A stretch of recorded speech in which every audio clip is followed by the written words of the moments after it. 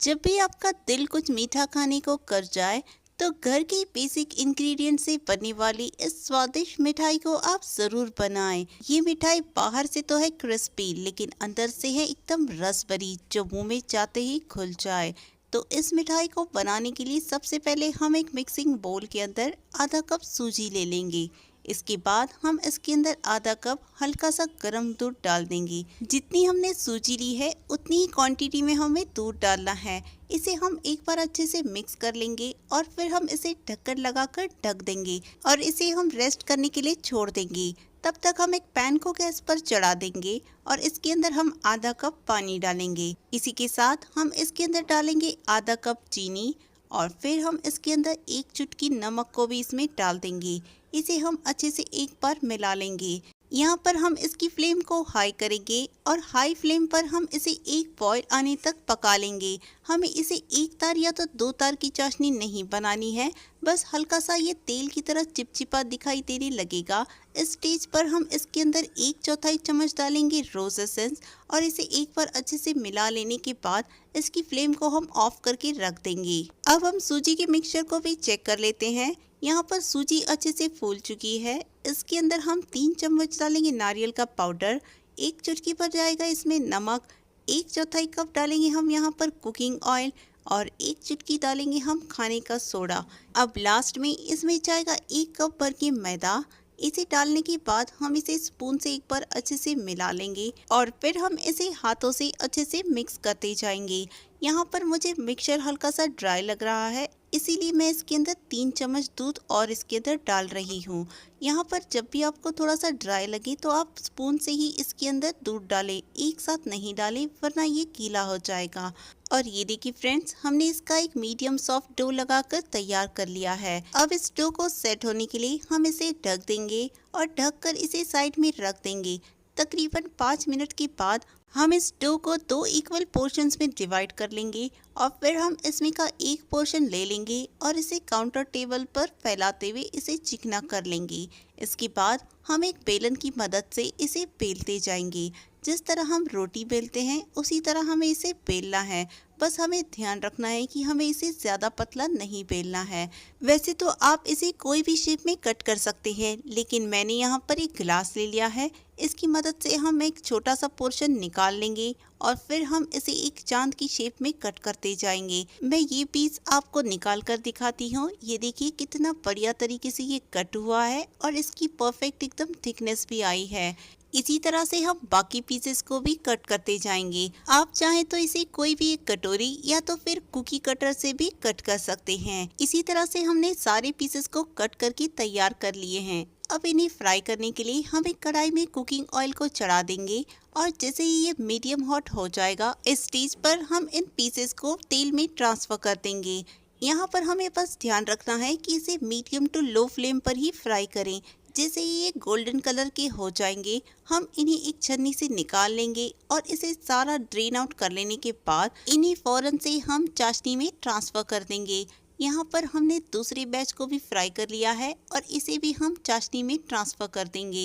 इन्हें डालते वक्त हम चाशनी को हल्का सा गर्म करेंगे ताकि ये सिरप अंदर तक अच्छे से एब्जॉर्ब हो जाए। फिर हम इसे ढक देंगे और ढककर इसे आधे घंटे के लिए छोड़ देंगे। आधे घंटे के बाद ये देखिए ये अच्छे से फूल चुके हैं। इस स्टेज पर हम इसे एक प्लेट में ट्रांसफ़र कर देंगे और फिर हम इसे गार्निश करने के लिए कटे हुए बादाम या तो पिस्ता इसके ऊपर डाल देंगे और इसकी बढ़िया से लुक के लिए हम इसके ऊपर थोड़ा सा चांदी का वर्क लगा देंगे और बिना किसी देरी के इसे सर्व कर देंगे। काजू कतली तो आपने कई बार ट्राई की होगी, लेकिन आज मैं लेकर आई हूँ बहुत ही स्वादिष्ट और कम खर्च में बनने वाली केसर कतली। और सबसे खास बात, इसे बनाने के लिए हमें ना तो चाहिए मावा, ना ही घी और ना ही काजू। फिर भी ये इतनी स्वादिष्ट बन जाती है ना कि आप हलवाई की मिठाई लाना भी भूल जाएंगी। तो इस केसर कतली को बनाने के लिए सबसे पहले हम एक पैन के अंदर 1.5 कप ले लेंगे मूंगफली। ये कच्ची वाली मूंगफली है जिसे हम स्लो फ्लेम पर रोस्ट करेंगे। यहाँ पर हमें इसका कलर नहीं चेंज करना है, बस 1 से 2 मिनट स्लो फ्लेम पर रोस्ट करने के बाद जैसे ही इसमें से चटकने की आवाज़ आने लगेगी, इस स्टेज पर हम इसकी फ्लेम को ऑफ करेंगे और ठंडा कर लेने के बाद इसे किचन टॉवल पर ट्रांसफ़र कर देंगे। अब इस टॉवल को हम बंद कर देंगे और हाथों से अच्छे से मसलते जाएंगे ताकि मूंगफली के छिलके सेपरेट हो जाए। अब इस सारी मूंगफली को हम एक चम्मच में ट्रांसफर कर देंगे जिससे ये छिलके आसानी से निकल जाएंगे। और ये देखिए फ्रेंड्स, ये मूंगफली अब तैयार हो चुकी है। इसे हम एक मिक्सी जार में ट्रांसफर कर देंगे। यहाँ पर आपको ध्यान रखना है कि ये पूरी तरह से ठंडी होनी चाहिए। फिर इस मूंगफली को हम पल्स मोड पर रुका रुका कर पीस लेंगे और इसका एक पाउडर बनाकर तैयार कर लेंगे। आपको इसे ज़्यादा भी नहीं पीसना है वरना इससे ऑयल सेपरेट हो जाएगा। अब इस पाउडर मिक्सचर को हम एक मिक्सिंग बाउल में ट्रांसफ़र कर देंगे।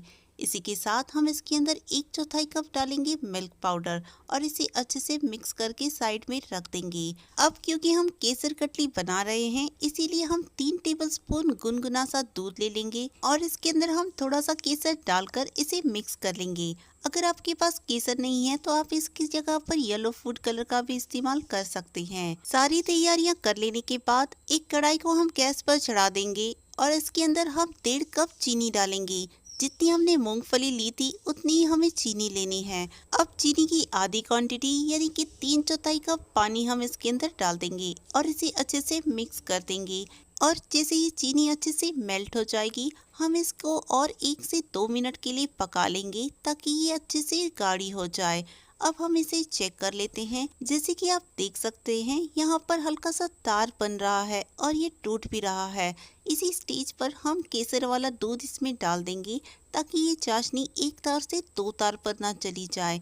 और फिर हम इसके अंदर सारा का सारा मूंगफली का पाउडर इसमें डाल देंगे और इसे अच्छे से मिक्स करते जाएंगे। और ये सारा प्रोसीजर हमें स्लो फ्लेम पर करना है। अब इस मिक्सचर में जो भी लम्प्स दिखाई दे रहे हैं हम उसे स्पैचुला से अच्छे से प्रेस करते जाएंगे ताकि ये मिक्सचर अच्छा स्मूथ बन जाए।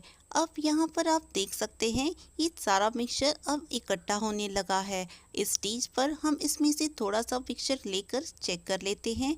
ये देखिए इस मिक्सचर का अच्छा सा बॉल बन रहा है और चिटक भी नहीं रहा। इस स्टेज पर हम इसकी फ्लेम को ऑफ करेंगे और इस पैन में ही हम इस मिक्सचर को ठंडा करते जाएंगे। इस तरह से चलाने से मिठाई में बहुत ही अच्छा सा टेक्सचर आ जाता है और इसके ऊपर पपड़ी भी नहीं जमती। और ये देखिए फ्रेंड्स, ठंडा होने के बाद ये अपने आप ही एक डो फॉर्म में आ जाएगा। इस स्टेज पर हम इसे एक काउंटर टेबल पर शिफ्ट कर देंगे और फिर हम इसे बेलन की मदद से लंबाई में बेलते जाएंगे। क्योंकि हम कटलियां बना रहे हैं इसीलिए हम इसे रेक्टेंगुलर शेप देते जाएंगे। और अगर आपको रेक्टेंगुलर शेप बनाने में मुश्किल हो रही हो तो आप इसे नाइफ से कट करके भी शेप दे सकते हैं, या तो फिर आप मेरी तरफ पैलेट नाइफ या तो फिर एक स्केल की मदद से इसे लेवल कर सकते हैं। अब फाइनली हम इन कटलियों को कट भी कर लेंगे। और हाँ, यहाँ पर आप कोई भी एक स्केल से इसे मेजर में करके अच्छे से कट कर ले ताकि सारी कटलियाँ एक ही साइज की बनकर तैयार हो जाएगी। तो ये लीजिए दोस्तों, इन्हें हम निकाल कर दिखा देते हैं। ये कितनी आसानी से देखिए निकल भी आई है। तो ये लीजिए दोस्तों, बहुत ही स्वादिष्ट और घर की बेसिक इंग्रेडिएंट से बनकर तैयार होने वाली ये मिठाई अब बनकर तैयार हो चुकी है। और अगर आप इसे त्योहारों पर बना रहे हैं तो इसके ऊपर आप थोड़ा सा चांदी का वर्क लगा दी जिससे ये और भी सुंदर दिखाई देगी।